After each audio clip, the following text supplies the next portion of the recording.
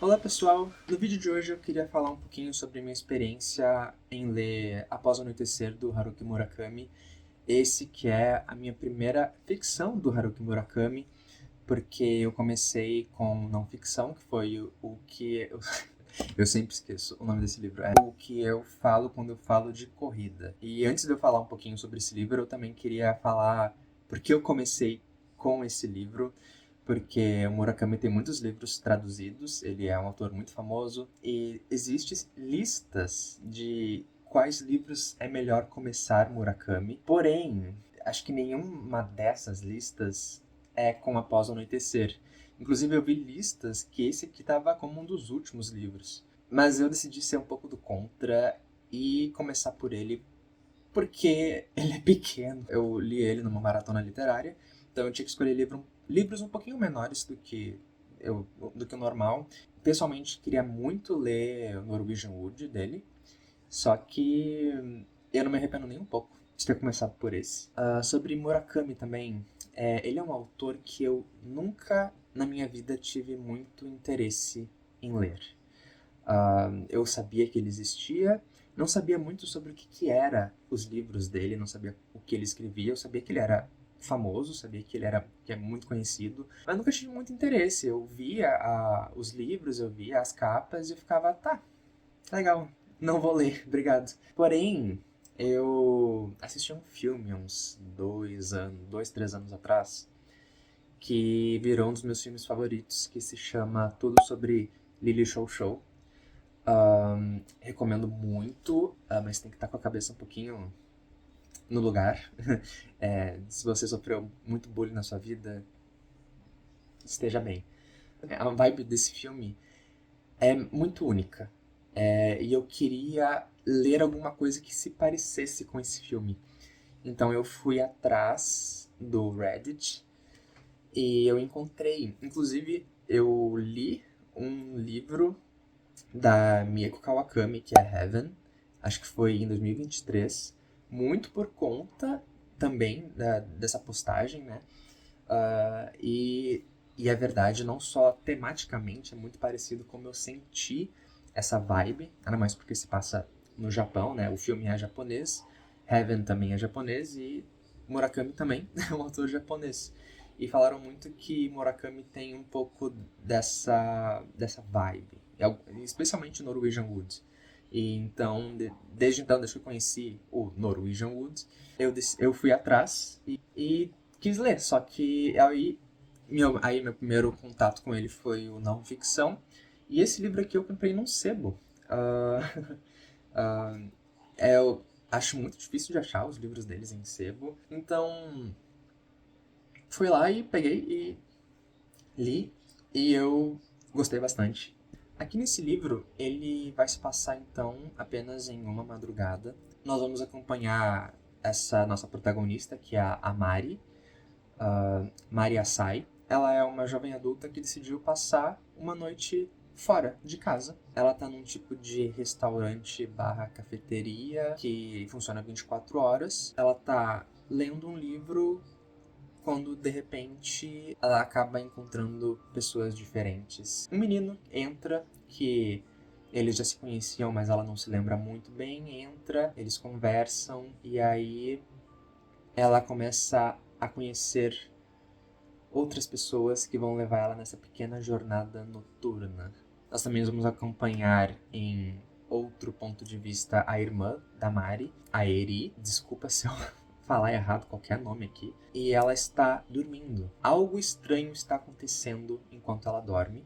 E não sabemos exatamente o que é. Também nós vamos conhecer uma funcionária de motel que é porradeira, uma prostituta chinesa e um trabalhador de uma empresa tecnológica que gosta de pular a cerca. Enquanto eu lia, eu pensava que o autor estava cozinhando algo, que ele estava preparando algo, que o final teria algum tipo de revelação bombástica e que explicaria tudo, e não teve. E eu não considero isso um spoiler. Mas o que não é um spoiler, eu acho que é uma coisa um pouco abstrata, pra ser bem sincero. Mas eu acho que é uma coisa que já é bom ir sabendo. É uma coisa que eu não sabia. Mas como eu não me importo pessoalmente com finais abertos, eu não me importei. Muitas coisas foram deixadas sem explicação, mas ainda assim eu saí muito satisfeito. E digo mais, o fato dele me deixar no escuro foi o que me fez gostar tanto desse livro. O que pode ser um pouco estranho, mas sabe quando você vai pesquisar depois o final explicado? Ele não importa. Não procure final explicado. Inclusive, tem uma passagem na página 23 que eu acho que fala muito sobre esse livro. Se uma pessoa quer realmente conhecer algo, deve estar ciente do preço a se pagar. Isso faz sentido? Não. Pois é. Eu sou um grande fã de interpretação. Eu sinto que a gente tende a procurar muito sentido nas coisas. E existe muito essa cultura do final explicado. E muitas vezes a gente deixa de sentir as coisas e sentir o que a obra está passando. E é até engraçado porque eu citei agora há pouco o David Lynch, e ele é um autor que faz muito isso, e muitas pessoas tentam encontrar sentido na obra dele, sendo que ele é abertamente contra isso. E ele, como diretor, como autor da sua arte, ele não dá respostas dos seus filmes. Ele quer que a gente tenha a resposta final, o que a gente acha que é. E eu sinto que esse livro também tem muito disso. O livro, ele se passa em uma madrugada, e ele é o que é. Ele vai te apresentar coisas que vão ficar abertas porque são coisas que vão continuar após a madrugada, só que a gente não vai ter essa resposta, porque se passa em uma madrugada. E ele é o que você quer que seja. Lide com isso. Eu queria ver algum fechamento para alguns personagens em específico, mas eu também senti satisfação do que eu recebi. E eu sinto mesmo que esse final aberto de alguns personagens faz parte da experiência. O Murakami vai usar muito mais a madrugada para falar dessas pessoas que nós vamos acompanhar do que realmente construir uma história no sentido mais tradicional da palavra. Aqui nós lemos na perspectiva de uma câmera que é invisível, que apenas observa. E o tempo todo existe essa sensação de que a gente não devia estar olhando para essas coisas. É uma sensação muito voyeurística, eu sempre quis usar essa palavra. É uma sensação de como se a gente fosse cúmplice de alguma coisa. A gente está vendo coisas acontecerem, mas a câmera fala que nós não podemos fazer nada para interferir. Então é meio que esse ser que é ciente do que está acontecendo, mas ele só observa. É uma brisa. As nossas vidas acontecem no dia, ou era para acontecer no dia, né? Tem pessoas que vivem da noite. Mas à noite existe essa ideia de diferente, uma vida diferente, uma aura diferente. É a solitude, é o silêncio, é onde as coisas erradas acontecem. É onde estamos na escuridão, a gente não consegue ver. Nós vemos na luz. Existe mais perigo. É sobre aqueles que trabalham de noite enquanto outros dormem. Quando a gente se aprofunda nessa madrugada, mais o mundo começa a ficar mais mágico e esquisito. Eu não li o livro todo em uma noite. Eu acho que seria uma experiência interessante. Foi um livro que, mesmo que curto, eu levei alguns dias. Eu realmente estava saboreando isso. Eu pensei que eu ia ler mais rápido, mas eu não li. Eu li na velocidade que devia ter sido lido. Mas teve alguns dias que eu acabei lendo no horário em que a história se passava.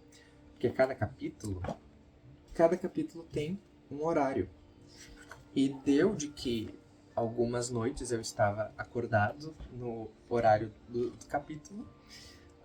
Não recomendo. E eu vou te dizer que esses capítulos, eles te atingem de uma forma diferente. E assim tu percebe como o Murakami consegue representar o que é estar acordado nesse horário. Eu, inclusive, pretendo fazer uma releitura, um desafio só meu sobre ler esse livro respeitando os horários dos capítulos. Eu acho que vai ser muito divertido. E também eu acho que eu consigo tirar mais coisa de uma segunda leitura. Mas isso é para todo livro, sinceramente. Eu não sou uma pessoa que sai muito de noite, que vai para festas ou, sei lá, motel. Mas já tive experiências de voltar pra casa às 4 da manhã e aí pensa, você tá no carro, você tá no Uber, você olha pra rua e existia uma leve névoa ao redor das luzes. Aí você distingue algumas pessoas nas sombras. Podem ser só sua imaginação. E às vezes, ainda mais se você mora numa cidade grande, você vê alguém trabalhando numa loja 24 horas, sozinha. Os guardas noturnos, nas cabines. Isso que eu acabei de descrever é a sensação de ler esse livro. De algo que não está certo, mas está certo. E é confortável de uma forma estranha. Esse livro também me lembrou um pouco, agora eu tava pensando, o filme Pulse, que não tem nada a ver, mas eu acho que é muito mais sobre a época que ele foi feito. O livro é de 2004 e é uma época que a gente também estava passando por uma revolução tecnológica. Celulares, câmeras, e a gente tá no início do que hoje a gente reconhece como uma enorme crise de solidão. Isso em 2004, né? A gente tá em 2025 e a coisa tá bem feia. Hoje, com as redes sociais, a gente tem toda essa situação de postar a vida que aparentamos ter e não a vida como ela é. E nós, seres humanos, estamos apenas observando uns aos outros através da tela. Assim como a câmera, que é o narrador desse livro, está só observando. E é muito provável que nós nunca vamos interagir com essas pessoas que a gente está olhando no nosso Instagram, até no YouTube, talvez. Oi. Mas pode deixar um comentário, tá? Nós não vamos conhecer essas pessoas a fundo. E vamos lembrar, né, que a câmera protagonista, ela não tá sozinha. Ela sempre usa o nós. Nós estamos com a câmera. Aparentemente, os livros do Murakami têm muitas menções a músicas, inclusive existem playlists no Spotify dos livros e com as músicas que ele comenta, né? E eu fui atrás dessas músicas. Você vê como ele é apaixonado por música, não é só uma, uma coisa aleatória que ele coloca no meio do texto, quer dizer, meio que é, mas não é uma coisa que incomoda, porque tu vê que ele realmente gosta disso. Eu encontrei a playlist do livro e eu recomendo muito, especialmente a última música, que eu não vou saber dizer o nome, que é essa daqui. Muito boa, gostei muito. Inclusive, eu nunca achei que eu fosse ser uma pessoa que gosta de jazz, mas nos últimos tempos eu tenho ouvido bastante jazz. Tenho gostado bastante. Pra minha primeira experiência com Murakami, eu fiquei bem impressionado. A experiência de ficção. Eu vi bastante gente dizendo que esse livro é um dos mais fracos dele, e até pode ser, porque eu não li os outros. Mas talvez por isso que tenha sido bom começar por ele, talvez. Então eu tô esperando muito dos outros livros.